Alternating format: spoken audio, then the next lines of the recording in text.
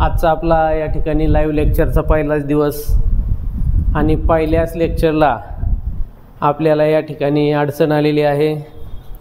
कितीही जरी अडचणी आल्या तरी आपण या ठिकाणी सगळ्या अडचणींना पुरून उरणार आहोत आणि इथून पुढचं परीक्षापर्यंत जवळजवळ हे लाईव्ह लेक्चर सिरीज ठेवण्याचा या ठिकाणी आपण प्रयत्न करणार आहोत। आज या मास्टरमाइंड अकॅडमीच्या यूट्यूब चॅनलवर आपणा सर्वांचं हार्दिक स्वागत। मी प्राध्यापक अमोल सायंबर।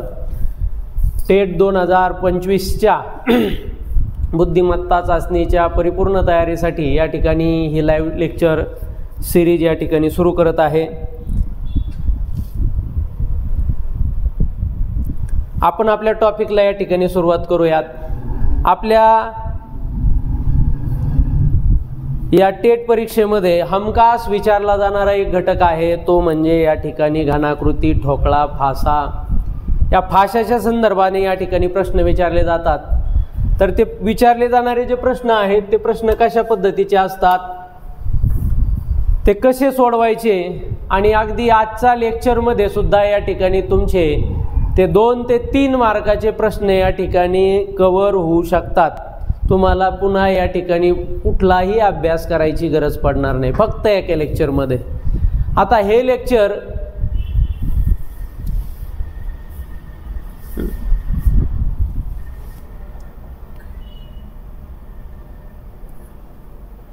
चला या ठिकाणी जेवढे जण बघतायत एकदा कमेंट करा बरं। सगळ्यांना व्यवस्थित आवाज येतोय माझा? पटपट एकदा कमेंट करा। थोडंसं या ठिकाणी मी बेसिक घेतो।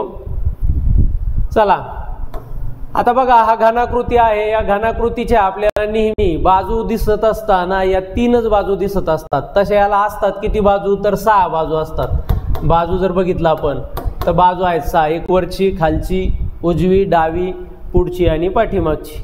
अशा या ठिकाणी बाजू किती आहेत? 6। बर, त्यानंतर याला जर आपण कोपरे पाहिले तर कोपरे किती आहेत? इथं बघा, हा 1 2 3 4 5 6 7 आणि 8। या ठिकाणी आपल्याला कोपरे किती दिसत आहेत? 8। आणि याच्या कडा एजेस जर आपण पाहिल्या तर याला कडा किती आहेत? तर या ठिकाणी 12 कडा आहेत। आपण बघितलं 1 2 3 4 5 6 7 8 9 10 11 आणि 12 कडा याला 12 आहेत। हे बेसिक या ठिकाणी आपण थोडंसं घेतोय। त्याच्यानंतर बघा, आता हा जो डायस आहे, हा डायस दिसत असताना आपल्याला नेहमी 3 बाजूनी दिसतो। कधी पण जर समजा आपल्याला वरची बाजू दिसली तर खालची दिसणार, पुढची बाजू दिसली तर पाठीमागची दिसणार नाही, उजवी बाजू दिसली तर डावी बाजू दिसणार नाही। म्हणजे हा घनाकृती ज्यावेळेस आपण पाहत असतो त्यावेळेस आपल्याला डायस पाहत असताना 3च बाजू या ठिकाणी दिसत असतो। या डायसचे जर आपण प्रकार पाहिले तर प्रकार याचे प्रमुख असे 2 प्रकार पडतात। एक आहे तो स्टँडर्ड डायस, त्यालाच आपण अनबायस्ड डायस असं म्हणतो, ज्याच्यामध्ये कुठलीही छेडछाड केलेली नसते। जो डायस तुम्ही या ठिकाणी साप सीडी खेळण्यासाठी किंवा लुडो खेळण्यासाठी वापरतात तो डायस म्हणजे स्टँडर्ड डायस आहे।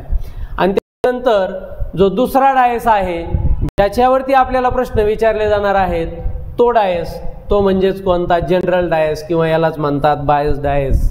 याच्यामध्ये या ठिकाणी बदल केलेले असतात। आता जर इथं बघितलं या आणि या डायस मध्ये काय बदल दिसतोय तुम्हाला? असं दिसताना या ठिकाणी बदल काय कळतोय? तर इथं बघा, या स्टँडर्ड डायस मध्ये नेहमी समोरासमोरच्या बाजूंच्या नंबरची बेरीज असते, ती नंबर बेरीज 7 येत असते। म्हणजे समजा इथं जर 3 दिलेला आहे तर या 3च्या विरुद्ध काय असणार आहे? तर या 3च्या विरुद्ध 4च असणार आहे, कारण 4 आणि 3 यांची बेरीज ही विरुद्ध, बरं का, विरुद्ध म्हणले, विरुद्धसाठी चिन्ह वापरलंय। या दोन्हींची जर आपण बेरीज केली तर बेरीज किती येते? 7 येते। जर आपण या 6च्या असेल हे जर पाहायचं झालं तर 6च्या विरुद्ध काय असणार आहे? तर 6च्या विरुद्ध 1 असणार आहे, कारण त्यांची बेरीज 7 होते। या 2च्या विरुद्ध काय आहे? तर 2च्या विरुद्ध या ठिकाणी असणार काय आहे, तर 2च्या विरुद्ध 5 असणार आहे. म्हणजे त्यांची बेरीज किती होईल, या ठिकाणी 7 होईल. म्हणजे आपण बघितलं इथं जर 2 दिसतोय तर आपल्याला 5 दिसूच शकत नाही. 6 जर दिसत असला तर आपल्याला 1 दिसूच शकत नाही. 3 जर दिसत असेल तर आपल्याला 4 दिसूच शकत नाही. हा असणारा स्टँडर्ड डायस आहे. पण इथं मात्र तसं नसणार आहे. या डायस मध्ये आपण जसा आपल्याला बदल करायचा आहे तशा पद्धतीने आपण बदल करू शकतो. ज्या पद्धतीने आपल्याला बदल करायचा आहे तसा बदल आपण करू शकतो. मग आता बघा इथं 5 पण दिसतोय आणि 2 पण दिसतोय आणि 5 पण दिसतोय. जर स्टँडर्ड डायस असता तर हे दोन्ही अंक एका वेळेला दिसले नसते. कळलं? स्टँडर्ड डायस मध्ये आणि जनरल डायस मध्ये काय फरक आहे. बर, आता आपल्याला प्रश्न विचारले जाणार आहेत तो म्हणजे हा डायस आहे. चला या डायस कडे ठिकाणी जाऊया. तर पहा आपल्या या फाश्याच्या 2 अवस्था दिलेल्या आहेत आणि या 2 अवस्था दिलेल्या असताना इथं आणि 1 अंक याच्यामध्ये सामान दिलेला आहे. मी तुमचे 2017ची जी प्रश्नपत्रिका आपल्या टेट एक्झाम जी झाली होती त्या टेट एक्झाम मध्ये पाहिलं तर जवळजवळ या प्रकारावरती बरेचसे प्रश्न पडलेले आहेत. म्हणजे जिथं 3च तुम्हाला बऱ्याच बहुतांशी तुम्हाला पेपर शिप जर पाहिलं तर त्याच्यामध्ये तुम्हाला जाणून येईल की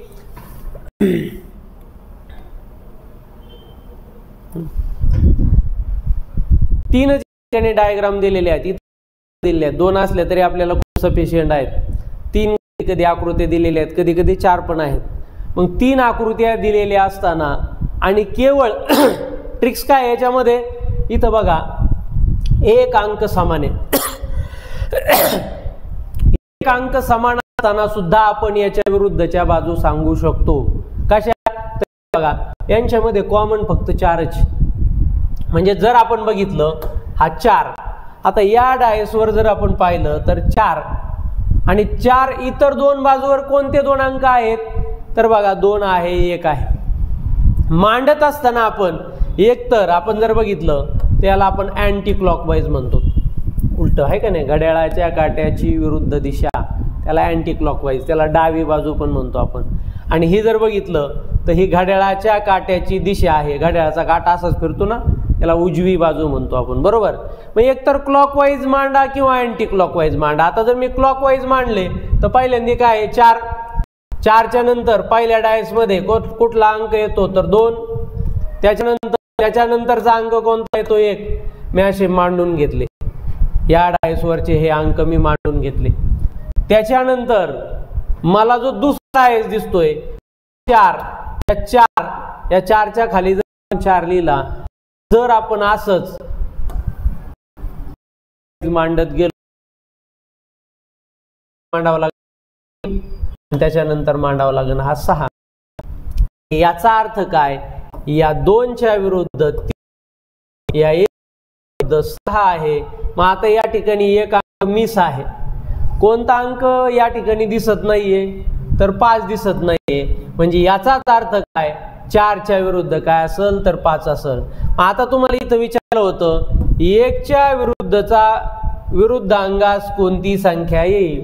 मग 1च्या विरुद्ध अंगास, 1च्या विरुद्ध अंकास काय आला, तर 1च्या विरुद्ध अंकास आला या ठिकाणी 6.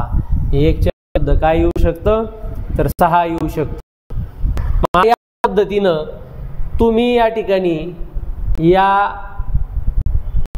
ही जर तुम्हाला कन्सेप्ट समजली असेल तर या ठिकाणी तुम्ही कमेंट करायची. आता इथं विचारले 2च्या विरुद्ध काय येईल. मग आता कॉमन मांडा. जर तुम्हाला वाटतंय की रोज या ठिकाणी सेरीज चालू राहिली पाहिजे तर या ठिकाणी पट पट पट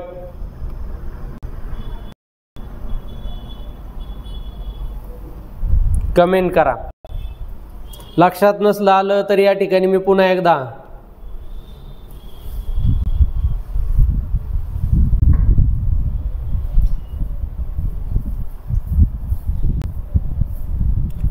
एवढा प्रश्न सांगू का समजून. चला बघा इथं यांच्यामध्ये कॉमन काय आहे, तर 3 कॉमन आहे. बरोबर. मग आता पहिल्या आकृतीमध्ये 3 पासून मी क्लॉकवाईज मांडून घेतो, क्लॉकवाईज मांडा नाही ते अँटी क्लॉकवाईज मारा, काय फरक पडत नाही. मग झालं 3 1 5. इथं जर बघितलं आता याच्या खाली 3 म्हणजे इथं नसणारी आकृती मी थोडे वेळ मांडून घेतो वाटलंच तर पहा. मग आता क्लॉकवाईज मांडणी करायची म्हटलं तर मग 4 इथं येईल आणि 2 इथं येईल. बरोबर. तुम्हाला 2च्या विरुद्ध काय ते विचारलंय, मग 2च्या विरुद्ध काय येईल? 5. सुचिता बोंडेने या ठिकाणी कमेंट केलेली आहे 5. ओके.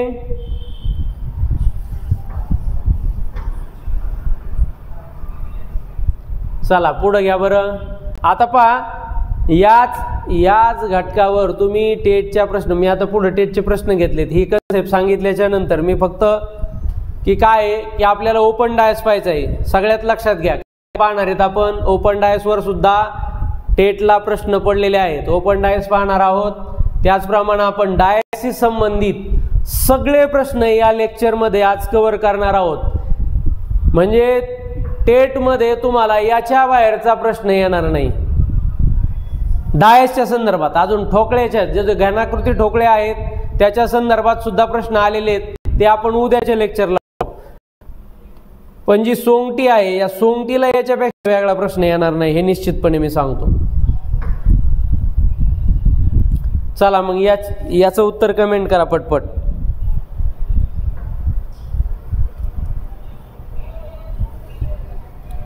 लाईव्हला आपल्या या ठिकाणी खूप दिवसातून लाईव्ह आल्यामुळं मला वाटतं आता 14 जण या ठिकाणी लाईव्हला आहेत. पण जे आहेत ते तरी या ठिकाणी कमेंट करू शकतात. करा पटपट कमेंट करा.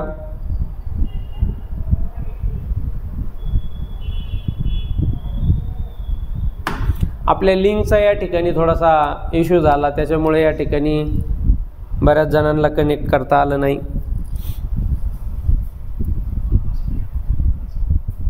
ब्रेक होतोय आवाज.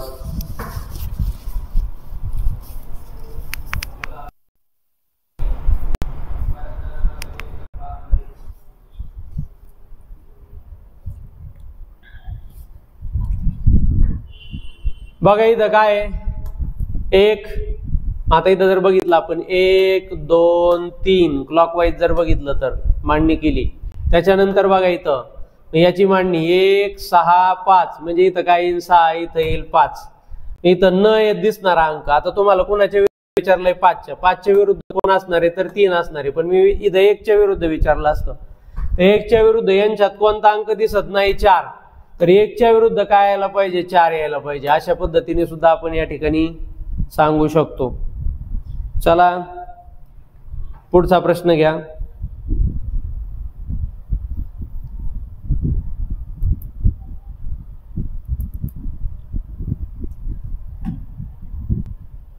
आवाज ब्रेक होतोय.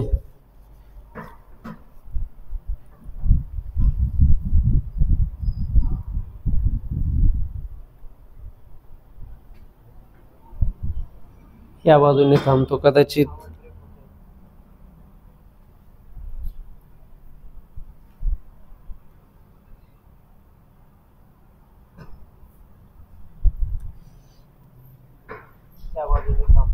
चला बघा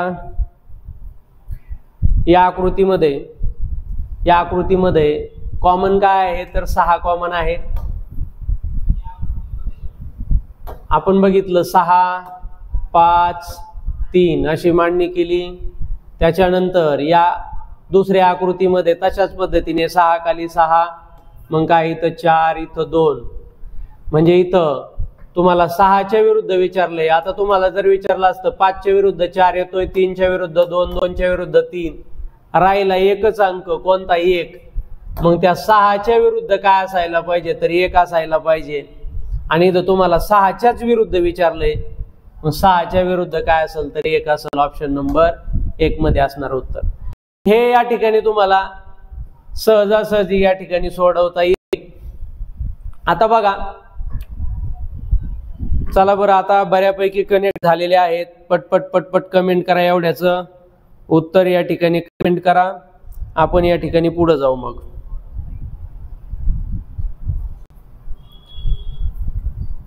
मी या ठिकाणी पुढं टेटला आलेले प्रश्न या ठिकाणी घेतले आहेत, पण या ठिकाणी एक एक कन्सेप्ट आपण जर क्लिअर करत गेलो पुढं तर मग कसेही प्रश्न सोडवता येतील. काय विचारलंय तुम्हाला इथे? 1 च्या विरुद्ध काय आहे, 1 च्या विरुद्ध काय आहे हे तुम्हाला सांगायचंय. करा पटपट कमेंट. सुचिता बोंडे म्हटलं 1 च्या विरुद्ध. बघा तुम्हाला काय सांगितलं होतं मगाशीच, कॉमन बाजू घ्यायची. कॉमन बाजू कोणती आहे? ही कॉमन बाजू कोणती आहे? ही. आता इथं बघा 2 च्या विरुद्ध इथं 2 च्या नंतर म्हणजे आपण 2 5 1 मांडले, नंतर 2 3 4 मांडले. 1 च्या विरुद्ध काय येईल? 1 च्या विरुद्ध 4 आहे.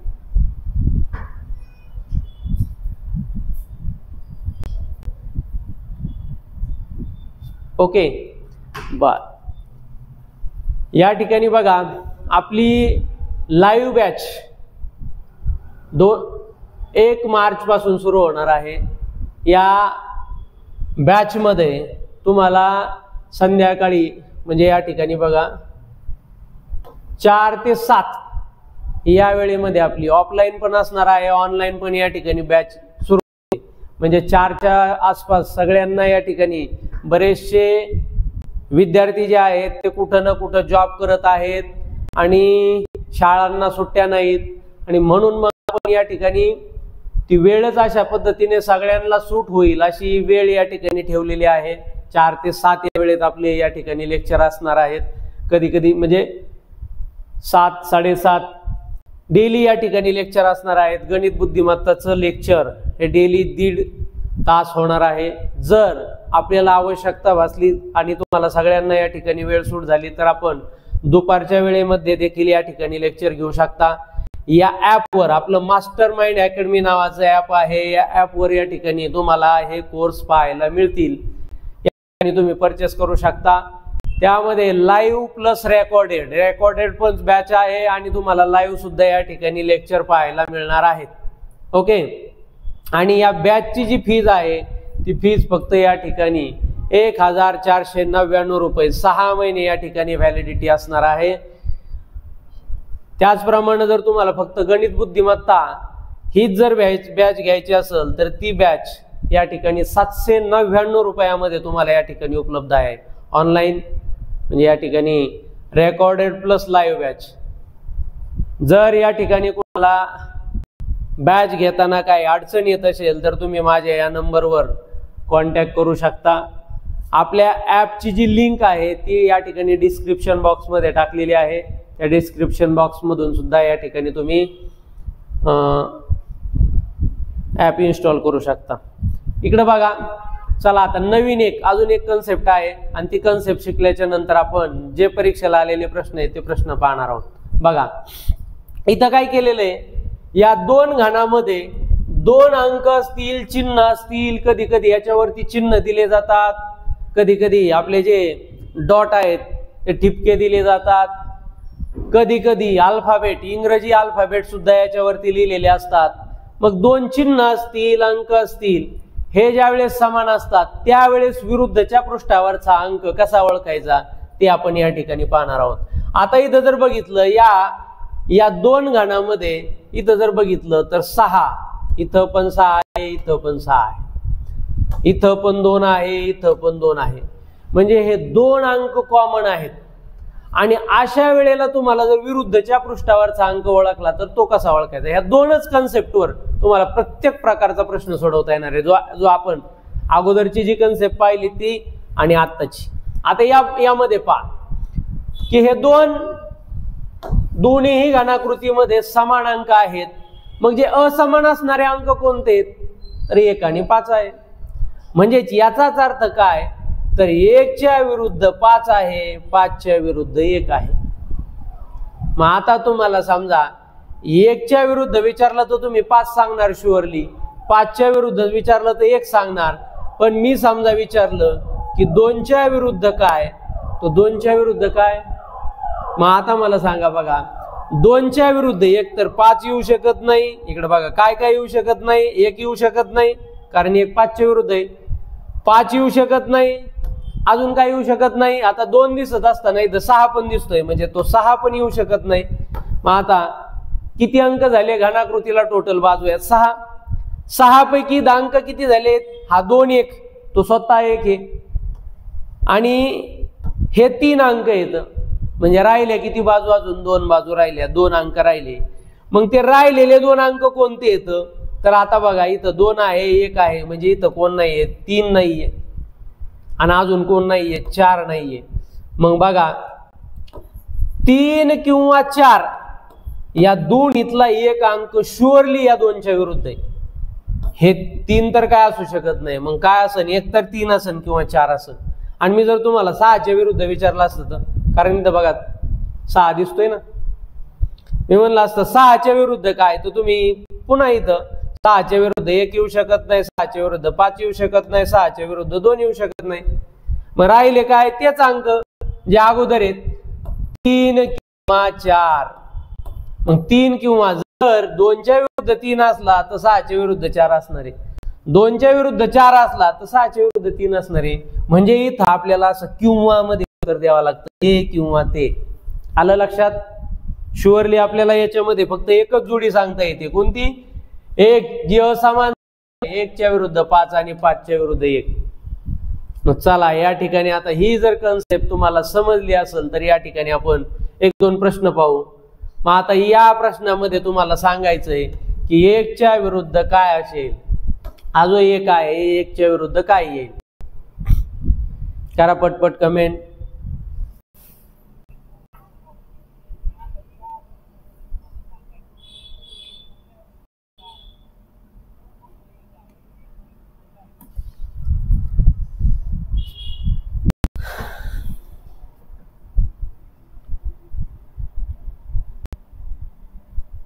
चला, इथं बघा ना, 3 आणि 5 इथं कॉमन आहे, 3 आणि 5 इथं कॉमन आहे. म्हणजे 1च्या विरुद्ध काय असणार आहे? शुअरली 2 असणार आहे. इथं बघा, हा 2, हे असामायिक अंक आहेत. 1च्या विरुद्ध काय असेल? तर 2 असेल. म्हणजे या ठिकाणी पहिल्याचा ऑप्शन काय उत्तर येतंय? 2. बर, पुढे जाऊयात आपण. या पुढचा प्रश्न,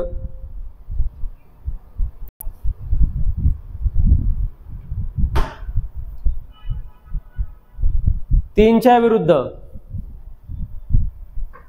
चला पटपट सांगा, 3च्या विरुद्ध काय येईल? आता इथं जर बघितलं तर 6 आणि 4 हे कॉमन आहे. 3च्या विरुद्ध काय पाहिजे? ऑप्शन नंबर किती मध्ये उत्तर आहे? 3च्या विरुद्ध 5 येईल. Option number 3. सुचिता बोंडेने या ठिकाणी बरोबर दिलंय उत्तर.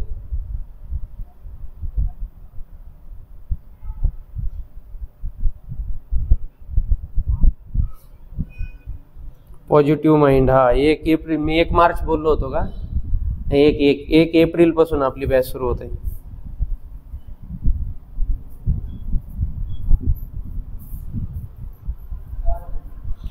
चला, पुढचा प्रश्न घ्या सर्वांसाठी. लवकरात लवकर या ठिकाणी उत्तर द्यायचंय. चला, 5च्या विरुद्ध काय? आता बघा, कॉमन असणारे अंक कोणकोणते येतं? कॉमन काय काय? 1 आणि 5. इथं पण काय? 1 आणि 5. मग आपल्याला कळालं 3च्या विरुद्ध 4 आहे. पण तुम्हाला विचारलंय काय? 5च्या विरुद्ध काय? मग 5च्या विरुद्ध 3 आणि 4 तर असू शकत नाही. आणि 5 दिसत असताना सॉरी, कुणाच्या विरुद्ध? हा, 5च्या विरुद्ध विचारलंय ना. मग 5 दिसत असताना 1 दिसतोय, मग 1 असू शकत नाही. मग झालं 5, 1, 4 आणि 3 हे 4 अंक. मग आता राहिले कोणते अंक? राहिले कोणते? एक राहिला 3 आणि दुसरा राहिला 6. सॉरी, 6 आणि 2, 2 व 6. 2 व 6 कुठं दिसतंय? ऑप्शन नंबर 2 मध्ये दिसतंय. ओके, चला आता या ठिकाणी आपण पुढे जाऊयात. पुन्हा एकदा सेम अशाच पद्धतीचा प्रश्न. शीतल गौरेने पण उत्तर दिलं होतं, सुचिता बोंडेने दिलं होतं.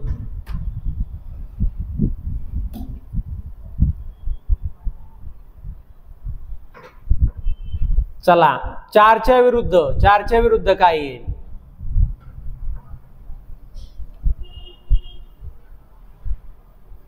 बघा 4 आणि 3 हे कॉमन असणारे अंक आहेत, म्हणजे इथं काय येतंय 6 5.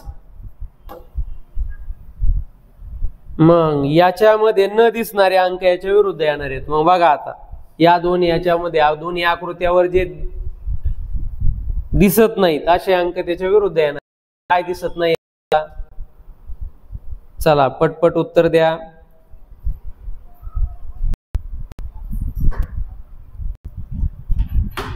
आता या दोन कन्सेप्ट जर क्लिअर झाले असतील तर आता या ठिकाणी आपण पुढे जाऊया.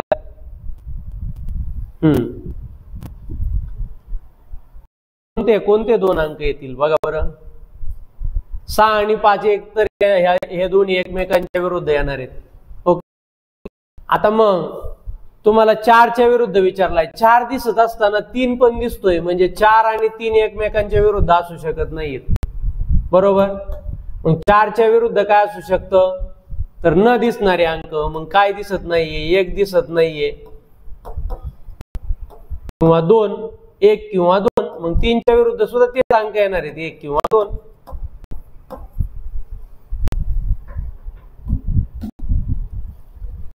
शीतल, सुचिता, अनुराधा, कृष्णा तिघांनी या ठिकाणी चौघांनी उत्तर बरोबर दिलेले आहेत. चला आपण पुढे जाऊयात. आता ही कन्सेप्ट जवळजवळ तुमच्या क्लिअर झालेली आहे.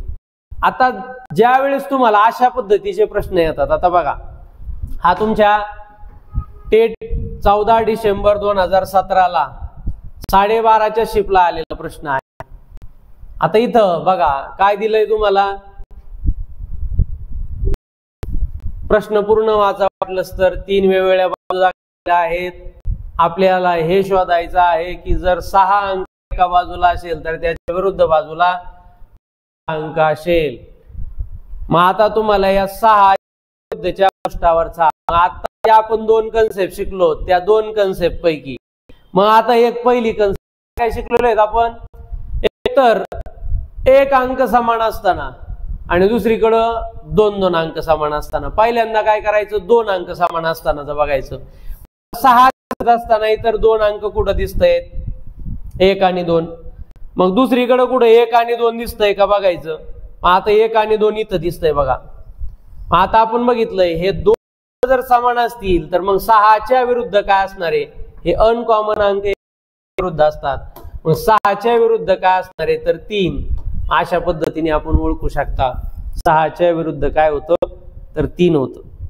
समजलं? आता आपण जे अगोदर कन्सेप्ट शिकलोय अगोदरच्या प्रकारामध्ये त्याच कन्सेप्टवर आपण या ठिकाणी उत्तर काढलंय. तुमच्या 14 डिसेंबर 2017 या ठिकाणी प्रश्न आहे तो. चला जायचं पुढं.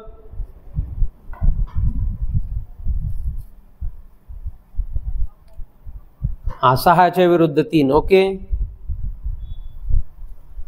सुचिताने उत्तर दिलेलं आहे. चला आता पुढे जाऊयात, पुढचा प्रश्न घेऊयात. हा 14 डिसेंबर 2017चा प्रश्न आहे. 4च्या शिफ्टचा प्रश्न आहे. सेम जवळजवळ तशीच आकृती आहे. 3च आकृत्या दिलेल्या आहेत त्याच्यामध्ये पण. आणि तुम्हाला विचारलेलं काय इथं? 1च्या विरुद्ध विचारलंय फक्त. आता 1च्या विरुद्ध काय आहे ते बघा. मला सांगा आत्ताच्या लॉजिक सारखं आहे का? बघा 1 दिसत असताना काय दिसतंय? 6 आणि 2. मग 6 आणि 2 दुसरीकडे कुठं दिसतंय का? नाही दिसत आहे. अशा वेळेला काय करायचं? दुसरी आकृती शोधायची की ज्याच्यामध्ये 1 दिसतोय. मग आता याच्यामध्ये 1 दिसतोय बघा. मग काय दिसतंय? 2 आणि 3. 2 आणि 3 तरी कुठं दिसतोय का? नाही. मग आता काय लॉजिक लावणार? तर आता जे दुसरं लॉजिक मी सांगितलं होतं कोणतं? की ज्याच्यामध्ये 1 अंक कॉमन आहे. 1 अंक. मग आता इथं बघा, इथं जर आपण बघितलं तर या 2 आकृत्यामध्ये 6 अंक कॉमन आहे. कोण अंक कॉमन आहे? 6. ज्या अगोदर 1 नंबरला प्रकार शिकला ना तो अप्लाय करायचा इथं. 2 प्रकारापेक्षा दुसरा नाही. ओपन डायस पण शिकणार आहेत आपण. मग आता इथं जर बघितलं क्लॉकवाईज मांडणी, याची पण क्लॉकवाईज मांडणी केली. मांडणी करा. 6 पहिल्या आकृतीतले मी पहिल्यांदा मांडून घेतोय. 2 1. मग आता दुसऱ्या आकृतीमध्ये जर तसंच मांडायचं झालं 6 बर, पुढं काय येईन 5, त्याच्या पुढं काय येईन 4. आता तुम्हाला कोणाच्या विरुद्ध विचारलं, 1 च्या विरुद्ध काय येईल? 1 च्या विरुद्ध इथं येतंय काय 4, म्हणजे ऑप्शन नंबर 3 मध्ये असणार उत्तर आहे. 1 च्या विरुद्ध काय येईल तर 4 येईल. समजलं? 2 च्या विरुद्ध विचारलं असतं तर 5, आणि 6 च्या विरुद्ध विचारलं असतं तर 1 अंक दिसत नाही, 2 दिसत नाहीये, 3, मग 6 च्या विरुद्ध आला असता 3. 3 दिसतोय, 6 दिसत, शुअरली येणारच. म्हणजे एवढ्याच 2 कन्सेप्टवर अजून पुन्हा पहा, ओपन डायस प्रश्न विचारले तो सुद्धा आपण घेणार. एकाच लेक्चर मध्ये तुमचे 2 ते 3 प्रश्न येतात.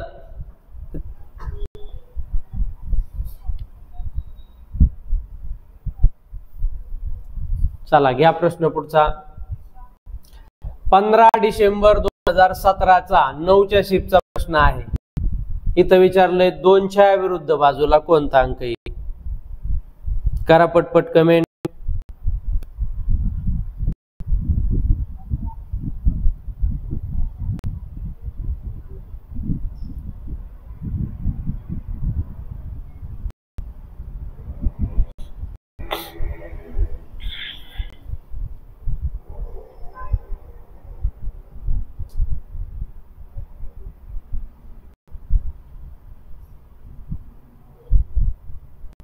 चला करा पटपट कमेंट. 2 च्या विरुद्ध काय येईल?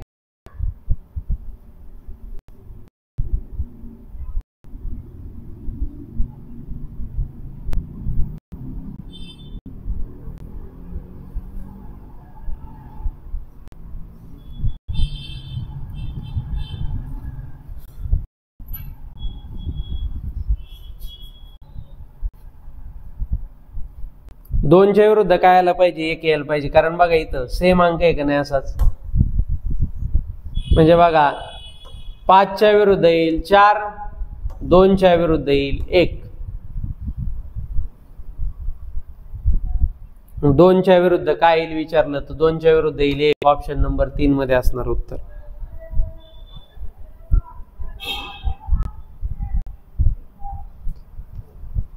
चला पुढचा प्रश्न तुमच्यासाठी काय विचारलंय तर बघा 2017चाच प्रश्न आहे. 15 डिसेंबरचा 12.5च्या व्याजचा प्रश्न आहे.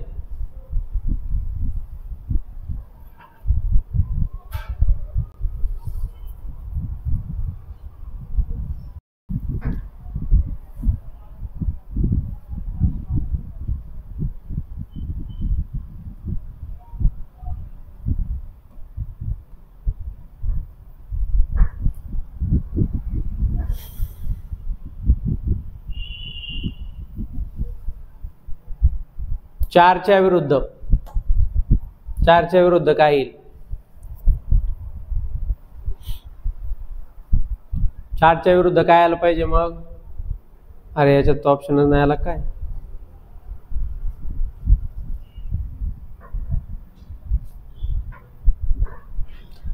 चारच्या विरुद्ध काय आलं पाहिजे? इथं 5 अंक समान आहे. 4च्या विरुद्ध यायला पाहिजे 2. पुढचा घ्या.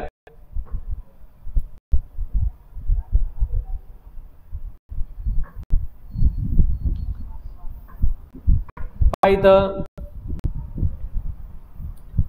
6च्या विरुद्धचा अंक विचारलाय. 6च्या म्हणजे एकदम सेम प्रश्न दिसतोय तुम्हाला. कुठेतरी काय बदल दिसतोय का? 5 मग अशी सेम आकडे होती, उभे एखादा अंक बदल केलाय आणि प्रत्येक शिफ्टला त्याच प्रकारचा प्रश्न पडलेला आहे. आपण 14च्या शिफ्ट पाहिल्या, 15च्या शिफ्ट पाहिल्या.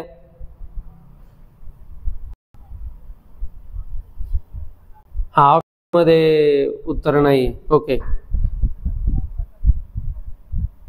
हा इकडे टाईप करताना काही झालं. चला इकडे आपण वर जाऊ. इथं काय 5, इथं 5 कॉमन आहे. 5च्या नंतर 2. तुम्हाला 6च्या विरुद्ध विचारलाय. मग आता बघा 2च्या विरुद्ध येणारे 4 आणि 6च्या विरुद्ध येणारे 3. 3 कुठे नंबर 1 मध्ये असणार उत्तर आहे. ओके बर. अशाच पद्धतीचे काही मी या ठिकाणी तुम्हाला प्रश्न विचारतो जे वेगळे आहेत. म्हणजे फक्त तुम्हाला या ठिकाणी अंकच येतील असं नाही, तुम्हाला संकेत येऊ शकतात, चिन्ह येऊ शकतात किंवा अल्फाबेट येऊ शकतात. आता तुम्हाला इथं विचारलंय एम, जर सर्वात वरच्या पृष्ठावर एम असेल तर सर्वात खालच्या पृष्ठावर काय असेल? वरच्या भागावर जर एम असला तर खाली काय असेल तेच बघायचंय. एम कुठं दिसतोय तर इथं दिसतोय.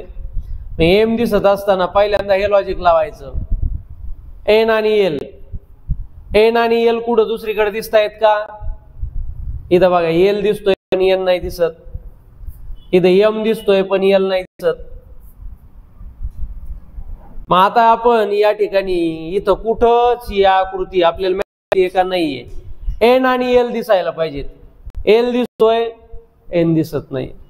ही आकृती आपण हिचा विषय सोडून द्या. पुन्हा बघा एम दिसत असताना दुसरे कोणते 2 अक्षर दिसत आहेत? ओ आणि एल. ओ आणि एल कुठं दिसत आहेत का? इकडं नाही. मग बघा पहिली इकडं ट्राय केला आपण, इकडं नाही जमलं. इथं ट्राय केला, इथं नाही जमलं. हिचा पण नाच सोडून द्या. आता दुसरी आकृती बघा, इथं एम आहे. एम दिसत असताना काय दिसतंय? ओ आणि क्यू दिसतंय. मग ओ आणि क्यू कुठं दिसतंय? इथं दिसतंय. मग आता तुम्हाला कळालं एमच्या विरुद्ध काय आहे, तर एमच्या विरुद्ध असामायिक अंक, एमच्या विरुद्ध पी आहे. अशा पद्धतीने तुम्ही तिन्ही जोड्या काढू शकता. जे कॉमन असणारे अंक आहेत ते कॉमन अंक या ठिकाणी मांडून घेतले की तुम्हाला या ठिकाणी उत्तर निघू शकतं. आता तुम्हाला समजा एमच्या विरुद्ध पी निघाला, तुम्हाला विचारायला एलच्या विरुद्ध काय असेल?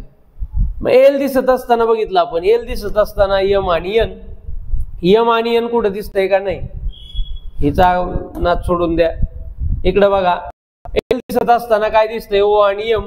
ओ आणि एम कुठं दिसतंय? इथं दिसतंय. म्हणजे काय? एलच्या विरुद्ध क्यू आहे. एलच्या विरुद्ध क्यू आहे.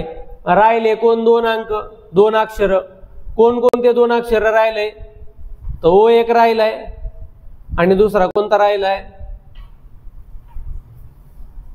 एन एक राहिलाय.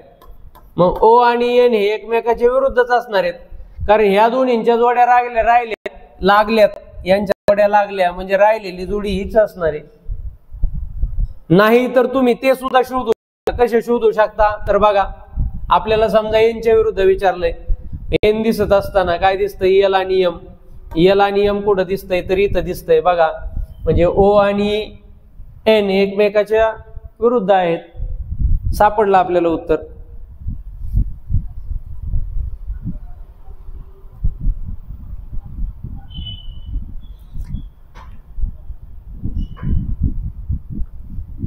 हा 2022 म्हणजे 2023 ला झालेली एक्झाम, 2022 ची एक्झाम म्हटलं जातं. त्या टेट मध्ये आणि 2017च्या टेट मध्ये काय फरक होता? तर त्याच्यामध्ये बहुतांश जास्तीत जास्त पहिली जी परीक्षा घेतली ती परीक्षा परिषदेने घेतली होती 2017ची. 2022 ची जी परीक्षा घेतली जे 23 ला झाली ती मात्र या ठिकाणी IBPS ने घेतली. आणि IBPS ला बँकिंगच्या परीक्षा सोडता कुठल्याही परीक्षा घेण्याचा अनुभव नव्हता. त्यांनी फक्त बँकिंगचाच जो ग्रुप आहे त्याच्या परीक्षा घेतलेल्या होत्या. मग ज्या वेळेस त्यांना सिलेबस दिल्याच्या नंतर आता तुम्ही या ठिकाणी ह्याचा विषय काढलाय म्हणून मी तुम्हाला थोडंसं सांगतो सुचिताने की काठिण्य पातळी काय झालं. तर बघा झालं काय त्याच्यामध्ये की 2017 IBPS ला फक्त हे क्वांटिटेटिव्ह ऍप्टिट्यूड आणि रिझनिंग म्हणजे याचाच फक्त जास्त अनुभव असल्यामुळं त्यांनी काय बहुतांश प्रश्न हे तुमचे म्हणजे काही IBPS कुठलंही मटेरियल देत नाही. म्हणजे समजा त्यांचं काहीच येऊन देत नाही. आतापर्यंत बँकिंगच्या जेवढ्या एक्झाम घेतल्या त्या पण आलेलं नाहीये. मग आता हे जे क्वेश्चन पोरांनी बाहेर येऊन येऊन सांगितले त्याच बेसवर आता ज्या ज्या मुलांनी परीक्षा दिली त्या बऱ्याच विद्यार्थ्यांनी कॉन्टॅक्ट केलं, तर त्यांच्या सांगण्यातून जवळजवळ आम्हाला 150 ते 160 मार्काला मॅथ रिझनिंगच आलं होतं. आणि मॅथ रिझनिंग मध्ये झालं काय की त्याला काय म्हणजे एका एका घटकावरती 25-25 मार्क सुद्धा घटक आला. म्हणजे बैठक व्यवस्था 15 ते 20 प्रश्न हे बैठक व्यवस्थेवरती होते. फ्लोअर पझल म्हणजे जास्त जे प्रश्न आहेत ते एका एका घटकावरतीच बहुतांश प्रश्न दिले. आणि त्याच्यामुळं काय झालं की हे वेळ खाऊ प्रश्न आहेत. म्हणजे समजा शक्यतो तर असं होतं बैठक व्यवस्थेमध्ये जर एक स्थिती सांगितलेली, एक केस जर दिलेली असेल तर त्याच्यावरती 5 प्रश्न जवळजवळ दिले जातात. अशा पद्धतीने पण वेळ खाऊ प्रश्न असल्यामुळं मुलांना पेपर कव्हर झाला नाही, हे एक सगळ्यात महत्वाचं कारण आहे. आणि मुलांनी कुणी 2017ला परीक्षा झाल्याच्या नंतर कुणालाच असं वाटत नव्हतं की परीक्षा होईल, कुणालाच परीक्षा होईल असं वाटत नव्हतं. म्हणजे दरवेळेस असं व्हायचं, ती लांडगा आला रे लांडगा आल्यासारखी गंमत झाली की 2020 आता समजा 20 तर आपल्याला कोरोनामध्येच गेलं, 21 पासून सुरू झालं की परीक्षा होणार आहे, परीक्षा होणार आहे, 22ला परीक्षा होणार आहे, परीक्षा होणार आहे, 23 उजाडलं. म्हणजे मुलांना काय तेवढी कुणी या ठिकाणी त्या परीक्षेला सिरियस घेतलं नाही. फार नोटिफिकेशन आलं, आमच्याकडं बऱ्याचशा विद्यार्थ्यांनी या ठिकाणी ऑनलाईन क्लास जॉईन केले. आम्ही मुलांचे फोन आल्याच्या नंतर सांगायचो आता नोकरी सोड, थोडे दिवस हे 2-3 महिने राहिलेत आणि तुमचा अभ्यास खूप कमी आहे आणि कुणीच आतापर्यंत अभ्यासाला लागलेलं नाहीये. म्हणजे काय ते वासरात लंगडी गायची आणि तशा पद्धतीचा प्रकार होऊ शकतो. तुम्हाला जास्त कुणाच्या पुढे जायचं नाही. ज्या मुलांनी तर कुणीच सोडलं नाही जॉब, मुलांवर जबाबदारी असल्यामुळं मुलांनी बहुतांश मुलांनी जॉब सोडले नाही. परंतु आमचा ऐकून काही मुलींनी मात्र जॉब सोडले. आम्ही मुलींना सांगायचो तुमच्यावरती कुटुंब अवलंबून आहे का? मग जर तुमच्यावरती कुटुंब अवलंबून नसेल तर तुम्ही हा 5, 7, 8 हजारापेक्षा तुम्हाला काय जास्त कोण देते त्याची आशा सोडा. तुमच्या लाईफ जर तुम्हाला बनवायची असेल तर हे 2-3 महिने अभ्यासाला द्या. आणि ज्या मुलींनी या ठिकाणी जॉब सोडून फुल टाइम, काही तर भांडे घासता म्हणजे काम करता करता सुद्धा लेक्चर केले आणि या ठिकाणी त्यांचा रिझल्ट पण चांगला आला. म्हणजे आज अक्षरशः आता आपले बरेचसे विद्यार्थी आहेत की त्या विद्यार्थ्यांनी फोन केला, सर असा रिझल्ट आला, विश्वास बसत नव्हता, हे झालं ते झालं. परंतु बहुतांश मुली या ठिकाणी नोकरीला लागल्या. मुलं या ठिकाणी मुलींच्या तुलनेत कमी लागले कारण त्यांना जबाबदारी असल्यामुळे त्यांनी या ठिकाणी फुल टाइम अभ्यास केला नाही. आता पुन्हा एकदा तुम्हाला संधी आली. मी तुम्हाला सांगतो ना, गेल्या वर्षी सिलेक्शन होणाऱ्या मुलांचं म्हणजे जे शिक्षक भरतीमध्ये नोकरीला लागलेत, मी 100% सांगतो आमच्या पोलीस भरतीच्या पोरांचा अभ्यास हा तुमच्यापेक्षा कितीतरी पट जास्त होता. बऱ्याचशा तुमच्या 90% पोरांना आमचे पोलीस भरतीचे पोरं या ठिकाणी जास्त हुशार होते, जास्त या ठिकाणी कसलेले होते. म्हणजे तुम्ही कुणीच अभ्यास केलेला नव्हता. त्याच्यामुळं जे या ठिकाणी जास्त काय 3 ते 4 महिन्याच्या अभ्यासावर नोकरीला लागतो. त्याच्यामुळं आता या ठिकाणी तुम्हाला पुन्हा एकदा संधी चालून आलेली. मात्र या वेळेस या ठिकाणी गेल्या वर्षी सारखं होणार नाही. गेल्या वर्षीच्या तुलनेत या वर्षी मुलं जास्त जागरूक आहेत. आणि काठिण्य पातळीचं काय झालं की तुम्हाला सांगतो की 2017 प्रमाणे बऱ्याच जणांनी स्टडी केला आणि बाकीचे जे विषय आहेत हे विषय हे कमी कमी मार्काला आल्यामुळं मुलांनी काय झालं की वेळ जास्त दिला. मुलांना समजा मराठीला एवढे येतील, इंग्लिशला एवढे येतील, मानसशास्त्राला एवढे येतील. मग अशा पद्धतीने पॅटर्नवर अभ्यास करत असल्यामुळं हे काय झालं की त्यांना दगा फटका झाला. आणि मग तिथून एकदा पहिल्यांदाच बघा तुम्हाला सांगतो ना, नर्वसनेस यायला सुरुवात झाला ना, आता अख्खा पेपर तुमचा चांगला तुम्ही शोधत असतायत. काय शोधत असतात? आता यायला पाहिजे, मराठी यायला पाहिजे, मी वाचलेलं यायला पाहिजे, वाचलेलं यायना. आणि म्हणून त्याचा सुद्धा एक थोडासा मानसिक परिणाम तुमच्या त्या पेपरवरती झाला.